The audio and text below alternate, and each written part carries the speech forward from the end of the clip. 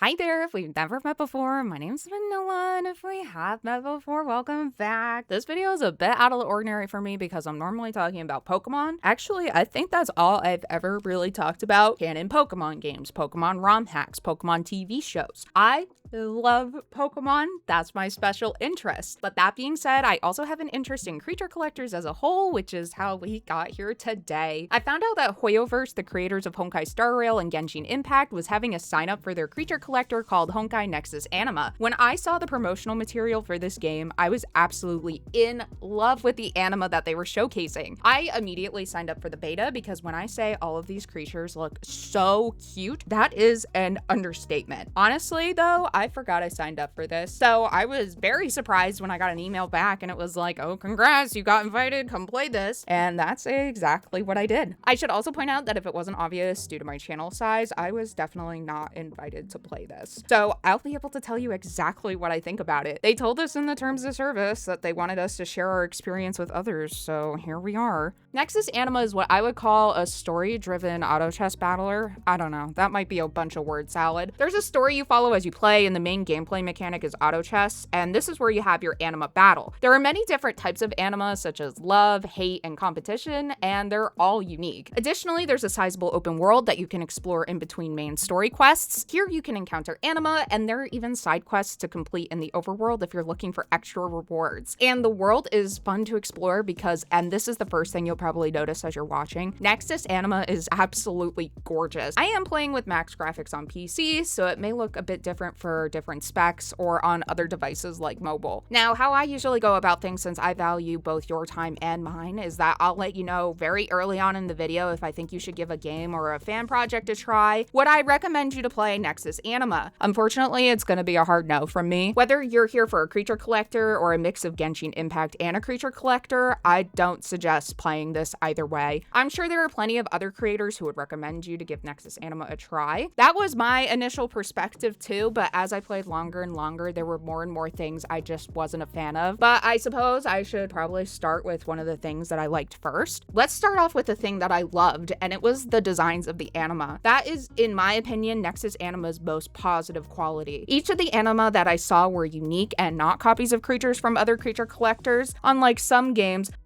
PAL World, Nexus Anima has creatures that are based more around real-world animals and objects, even if some of those objects seem absolutely ridiculous. For example, this anima is called Bagel, and it's based off of a plastic bag filled with receipts. There are also cute designs like Ferrari and cooler designs like Fireclore. Now, I'm not entirely sure if there may be design inspiration drawn from series like Yokai Watch, since I've never played those games personally, so there may be some references that I'm missing. But aside from Bladehound, that kind of looks like Silvally with Zamazena's color scheme, I saw no other anima that looked anything like a Pokemon. The thing you should take note of is that all of the anima models are extremely, and I mean extremely, crisp. I'm interested in 3D modeling, so when I got to take a look at each of the anima, I was so impressed. I love their range of expression. It's not something I've ever seen before. And the designs of the anima definitely use this to their advantage. It creates extremely real feeling creatures that I definitely would want to have as companions. This brings us to the first drawback, however. I don't think there was enough of a focus on the anima themselves, especially when battling. It's odd. Even though the anima are allegedly critical to the plot, which is its own separate issue, they somehow also feel like an afterthought to me. There is a heavy focus on human character interactions rather than between humans and anima, and as someone who doesn't really care all too much about human characters, this left me feeling dissatisfied. The anima were more like their sidekicks rather than important in their own right. I actually think with a tiny bit of rewriting, you could probably remove anima entirely from the game and it wouldn't make too much of a difference in how the story unfolds. Even in the Pokemon anime, Pokemon are just creatures, but they're critical elements in the world building and everyday lives of their trainers. Whereas I feel like anima more just exist as pets that also have some useful abilities like being able to water plants or blow gusts of wind. The anima feel more like set pieces, and that's really disappointing to me. Since I brought up the story, we might as well talk about that too. This story was complicated and I did not like it. Did I not like it because it was complicated? Yes, but that wasn't the only reason why. The dialogue in this game is a lot, And I mean a lot. The characters talk way too much, with many of the additional dialogue options being repetitive questions that have already been answered by the first interaction. Interestingly, much of the dialogue was voice acted, although admittedly it didn't make much of a difference in the end because no matter how you look at it, there's just way too much of it. I'm also, and this is just speculation, I am also sure there are some characters that are being voiced by AI. If I'm wrong about this, I apologize. It's mostly these tertiary side characters, and honestly, that's where it makes the most sense to cut corners. Like, this receptionist here sounded so flat, and there didn't feel like there was any life behind the delivery of her lines. I see.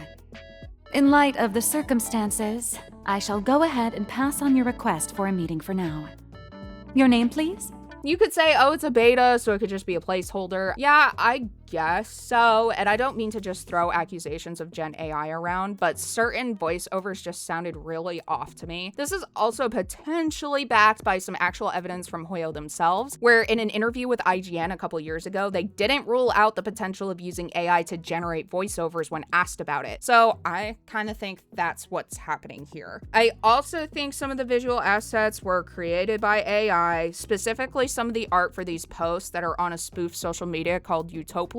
Something about this orange in particular looked very AI generated to me. I think it's the eyes and the very distinct yellow filter applied to the entire image. I apologize again if someone actually drew this themselves, but it looks very similar to other AI images I've seen, and many of the images in this tab are done in completely different styles. A lot of the miscellaneous art is kind of sloppy as well. They have these blobbish shapes that are inconsistent across logos, which also gives off that AI generated vibe. I could be wrong. Okay, tangent aside, like I was saying, the story is complicated, and I'm not even going to try to explain it to you because I would probably end up confusing you even more. They introduce you to a ton of characters at the start and dump an absurd amount of information about the world all at once. And the clarifying questions you can ask the characters honestly made me even more confused. Eventually, I just kind of sat there and just let them yap about things, and I pretended it was just part of my character that I had no idea what was going on. Honestly, I suppose that's not too far from the truth since our characters lost their memory, but I personally would still like to have an idea of what's happening without all this unnecessary dialogue. I think they explained the concept of the world's magic, which is called aspect energy, to me about a dozen times, probably more, and I still don't get it. Anima are made from aspect energy,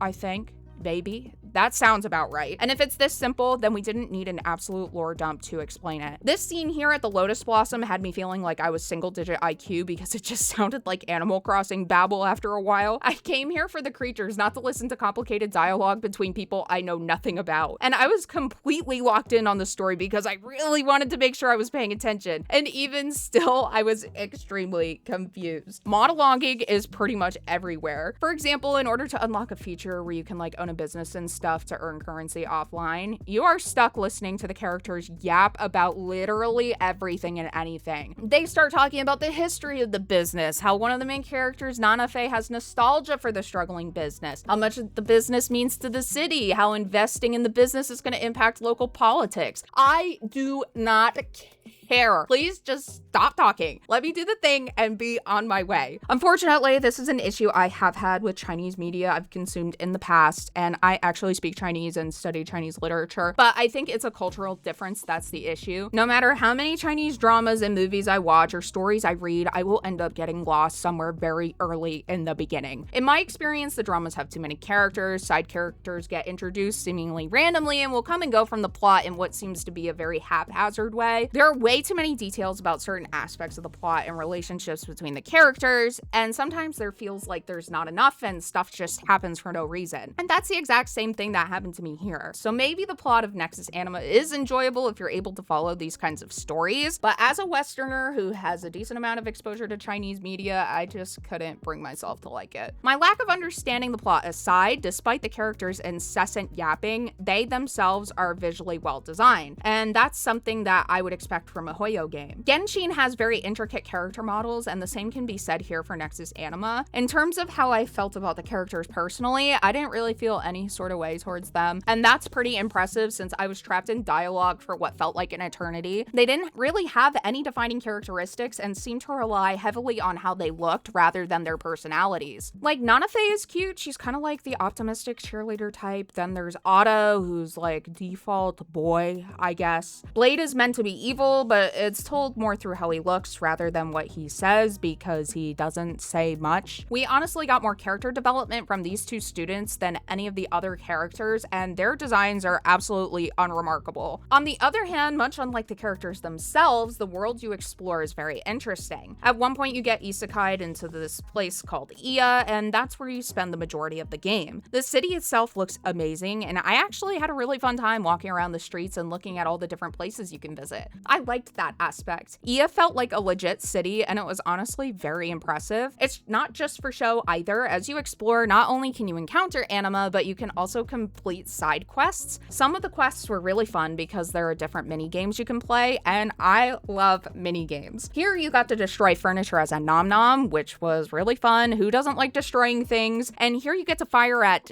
egg-shaped balloons as a boba burp. You can also complete some delivery quests driving around as a Ferrari, and yes, that is its actual name. I think it's a nice touch to have mini games, and I think they could definitely be a bit more difficult, but conceptually, they're all pretty neat. Okay, now buckle up. It's time for my biggest complaint. The thing that I think bothered me the most is the way you bond with anima, which is this game's version of using a Pokeball. This is a major thing to have a problem with when your game is meant to be a creature collector. You interact with the anima in the overworld to begin a battle, and it's a game of auto chess, which is fine. I have no issue with auto chess, although here it's a bit lackluster because you don't really get to see the anima enough in battle since they're so tiny and far away, and they don't have cutscenes for their skills, but that's a separate thing. So once you win, you have to use skeins to bond with an anima, and each anima has a catch rate that goes up each time you use a skein. It's not a guaranteed catch, and you usually have 3 to 4 tries to catch an anima before they flee. This in itself isn't too much of an issue. It's not much different than the Safari Zone in Pokemon, but where things start to go a bit awry is when you consider the fact that skeins are a finite resource. You could argue that Pokeballs are finite as well, but in Pokemon you battle in order to earn money to buy Pokeballs. In Nexus Anima, while there are many different ways to get skeins, you can only buy a set amount of them outright. Some you can earn from completing daily battles, but it's definitely not nearly enough, especially when you consider the fact that there are over 80 anima as of right now. There are 3 different skeins you can obtain, each with their own catch rate boost. Blue is like your standard Pokeball, purple is kind of like a mix of a Great Ball and an Ultra Ball, and then rainbow is your Master Ball, and it's a guaranteed catch. As you progress through the game, you'll come to realize that increasing your anima's levels isn't going to be enough to carry you to victory. You are going to have to build rapport with your anima, which is like prestiging. And each time you prestige, your anima will unlock different attributes like increased attack or lifesteal. You need 120 energy in total to hit level 6 rapport. If you had a decent chance to catch an anima and indefinite access to thread, this wouldn't be too big of an issue. But given how you will go through 3 to 4 purple skeins per encounter, and you need an increasing amount of energy to build up rapport, you're gonna run out of skeins fairly quickly. And since there are so many kinds of anima, if you want to change up your team, it's going to eat up your skeins. To get max rapport, you will need 12 successful encounters since you get 10 energy per successful bond. If we're estimating moderately, this is going to be 36-ish skeins. And that doesn't account for when you fail to bond entirely. You can purchase skeins with many different currencies, and you can get them through the daily battles, which use up spirit essence or whatever it's called. So you do have options to get them if you find you're running out, but you also have to buy other things with those same currencies. So I feel like you'd have to really be paying attention to what you're buying and how much of each thing you need. And like many mobile games, there is an insane amount of different currencies, and for someone like myself, that's just insanely difficult to keep track of. Thinking about it now, I guess I haven't really talked about the battling feature yet, and that's mainly because there isn't enough of it, and that's coming from someone who doesn't particularly care about battling in Pokemon. In Nexus Anima, battling seems like a mini game, and honestly, the battling feature is the second best thing in this game besides the designs of the anima. I really enjoyed the team building aspect of the battles, and I loved considering which anima had synergy with each other. There are many different types of anima that correspond to different aspects like beauty, reality, and strength. And if you have a certain amount of the same type on the field, it activates a buff. Then there are also secondary passives that some animas have that will affect the anima around them. My favorite feature in the game is the Apex Club, where you get to fight in a series of battles. When you challenge the club, you enter into a roguelike game mode. There are a set amount of rounds you have to survive, and you get access to a store where you can buy held items as well as buff buffs for your team each round. It's a roguelike auto chess battler, and this was the most fun I had in my playthrough. This game would have been infinitely more enjoyable for me if they cut out 90% of the dialogue and focused on the battles like they do in the Apex Club. That being said, the anima do need to be more of a focus. Way less humans and way more anima. I say the humans are the main focus because of the eidos mechanic. These are active abilities you can activate, and each eidos corresponds to a human character. An eidos has 3 abilities you can choose from. One is specifically for an anima that is their companion, like Kiana and Fireclore, where she buffs Fireclore specifically. Then one of the skills is an attack to deploy on the field, like Baimei can freeze enemies and apply stacks of frost to them that damage them when they thaw. And the other skill is one that can buff a unit or a set of units that meet certain conditions. Like Auto can buff light anima and increase their stats temporarily. And when you use an Eidos' skill, you get a cutscene. It's really short, usually 2 to 3 seconds, which is fine. They all look nice, but when the anima use abilities, you don't get the same treatment. They're all really far away, and you can't see who is doing what in any meaningful way. Like, I'd love to see a small portrait of an anima when it uses a skill, even if it was only for the rarer ones, because they're the ones battling. But again, the characters seem to be the focus, even though the anima are doing all of the work.